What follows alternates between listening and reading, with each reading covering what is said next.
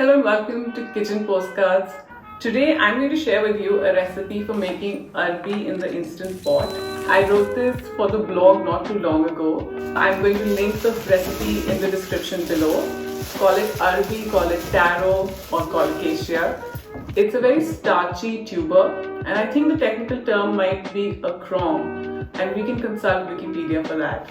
Arbi is famously known to cause a lot of itchiness. Your hands can get very itchy when you're working with Arbi. I have some tips to help you with that. So keep watching the video and subscribe to our YouTube channel so you never miss a recipe again. Let's make some Arbi.